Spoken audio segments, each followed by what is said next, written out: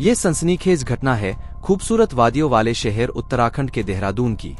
वही शहर जहां देश और दुनिया से लोग घूमने आते हैं। उन्हीं वादियों में 29 अगस्त 2019 की रात दिल दहलाने वाली एक घटना हुई। रात के करीब 11:30 बजे एक घर में ताबड़तोड़ फायरिंग हुई, जिसमें वहां रहने वाली 25 साल की विवाहिता कामना की गोली मारकर हत्या कर दी गई। कामना काफी सुंदर लड़की थी और ब्यूटी पार्लर चलाती थी। इस घटना में गोली सिर्फ कामना को ही नहीं मारी गई, बल्कि इनके पति अशोक को भी मारी गई। लेकिन वो गोली उनके पेट को छूती हुई निकल गई थी, जिससे वो घायल हो गए थे लेकिन जिंदा बच गए। अशोक पहले डीजे का काम करते थे। उसी दौरान कामना से मुलाकात हुई थी। दोनों कई साल तक लिव इन रिलेशन में रहे थे। फिर साल 2014 में दोनों ने कोर्ट मैरिज की थी। शादी के बाद अशोक ने ट्रांसपोर्ट का बिजनेस शुरू कर लिया था। 29 अगस्त 2019 की रात में हुई घटना को 2 से 3 लोगों ने अंजाम दिया था।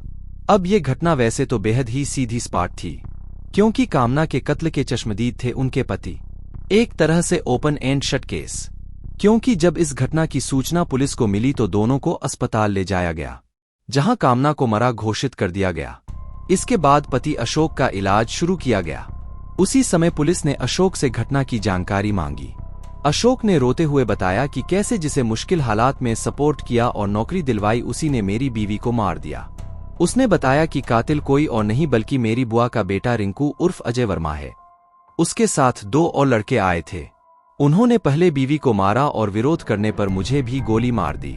पुलिस ने पूछा कि पत्नी की हत्या करने के पीछे आखिर वजह क्या हो सकती है। इस पर अशोक ने बताया कि मेरी बुआ का बेटा पुराना क्रिमिनल है। उसका परिवार रायपुर में रहता है। उसे शुरू से नशे की लत है। इससे मेरी बुआ का परिवार बहुत नाराज रहता था।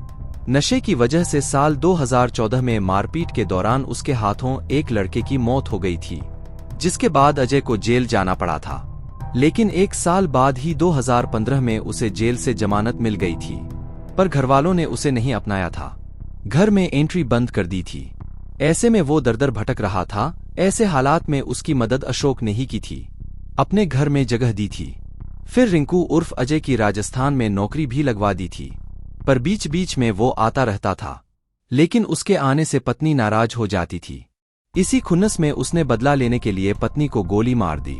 जब मैंने विरोध किया तो मुझ पर गोली चला दी। फिर वो अपने दोस्तों के साथ भाग गया।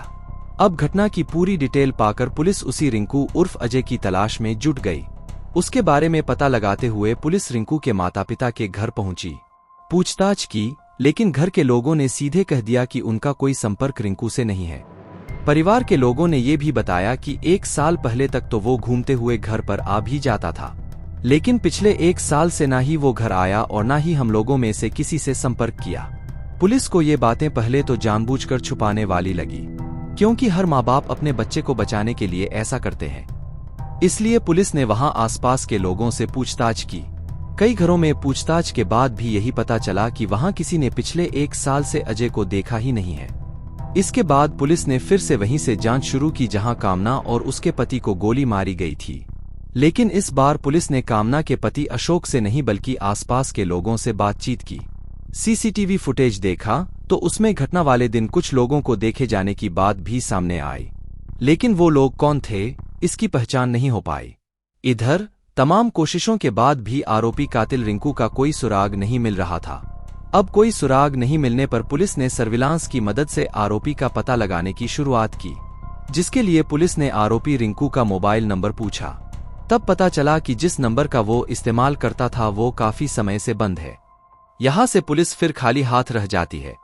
इसके बाद पुलिस थक-हार पूरे जांच की दिशा को बदलने की कोशिश करती है। फिर से पूरी घटना के बारे में अशोक से पूछताछ करती है। इस बार उसके बयान में कुछ अंतर मिलता है, इसलिए पुलिस आसपास के लोगों से भी फिर पूछताछ करती है। इस दौरान पता चलता है कि अशोक और कामना में पिछले काफी समय से अनबन भी चल रही थी। लव मैरिज के बाद दोनों एक साथ काम पर जाते थे, पर कई महीने से कभी कभार ही साथ आते जाते थे। अक्सर दोनों अलग अलग जाते थे। इस बात को लेकर पुलिस अशोक और कामना दोनों के मोबाइल फोन की कॉल डिटेल निकालती है। अब तक केस की जांच करते हुए 1 हफ्ते का समय निकल चुका था। कॉल डिटेल की जांच में कुछ चौंकाने वाली बात सामने आई।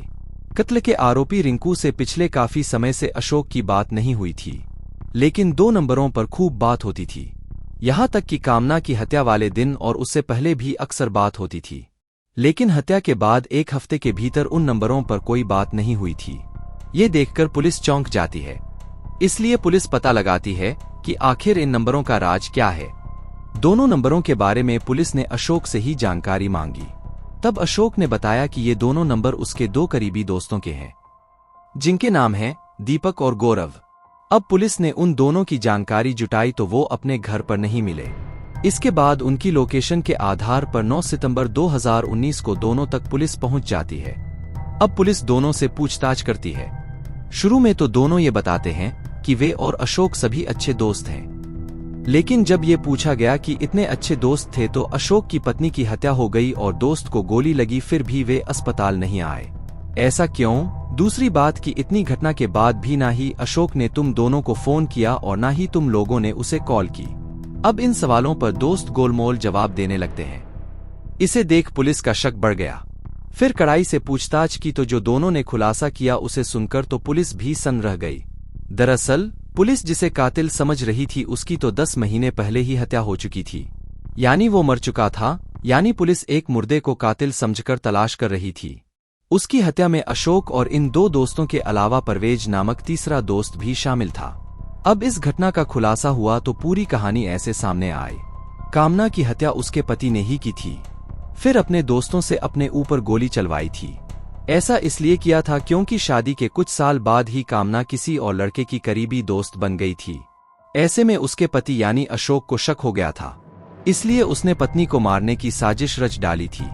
ये साजिश वो 1.5 साल से रच रहा था और मारने की तैयारी कर रहा था। इसीलिए उसने अपनी बुआ के लड़के को मोहरा बनाया, क्योंकि तमाम क्राइम सीरियल देखने से उसे लग गया था कि अगर किसी मरे हुए पर ही कत्ल का इल्जाम लगा दिया जाए और ये पता ही नहीं चल सके कि कातिल जिंदा है या मर गया, तो फिर ये क्राइम हमेशा राज ही रह जाएगा। बस इसीलिए उसने साल 2018 के नवंबर महीने में ही बुआ के बेटे रिंकू की हत्या कर दी थी।